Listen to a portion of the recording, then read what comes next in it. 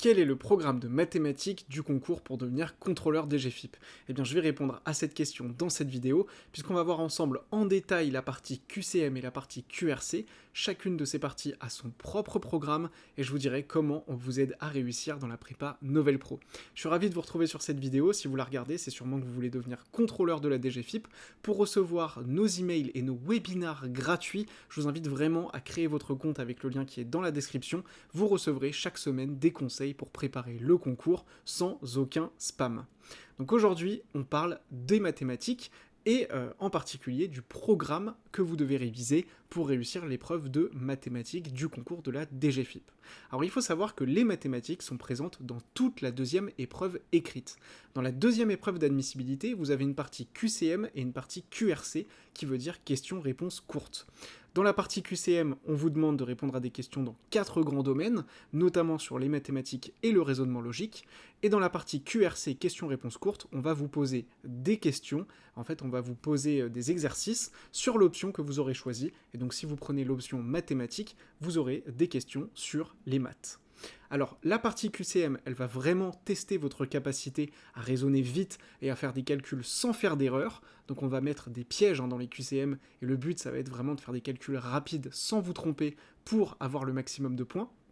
Dans la partie QRC, vous allez beaucoup plus rédiger. Et donc là, dans la partie QRC, on va tester votre capacité à raisonner, à expliquer votre calcul, à structurer votre pensée. C'est vraiment à ça qu'elle sert, la partie QRC.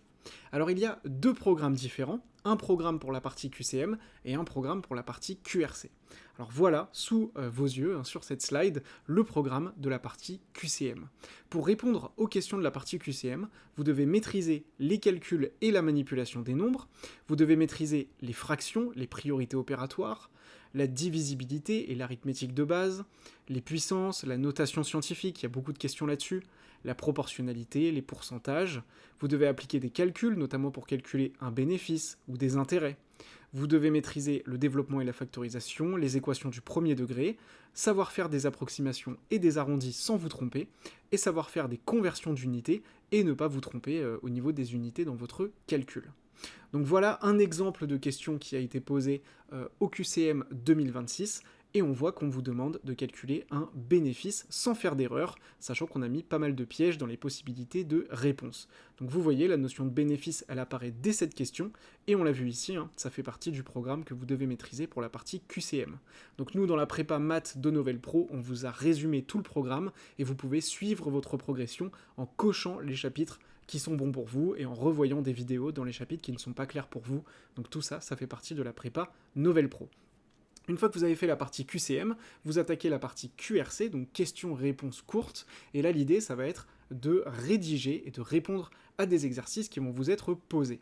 Et donc il y a un programme, donc il y a une partie du programme en fait qui se répète avec le programme du QCM, donc il n'y a pas besoin de réviser cette partie-là. Et là je vous ai mis sur cette slide le programme en plus à réviser pour la partie QRC.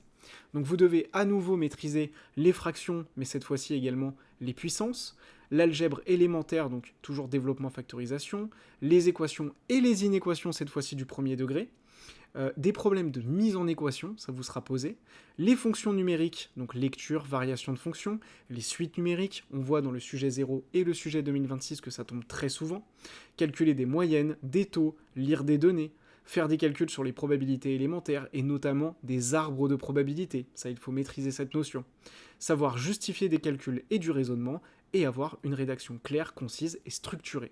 Voilà, le but de cette partie, c'est de voir comment vous allez rédiger et comment vous allez expliquer votre raisonnement en mathématiques.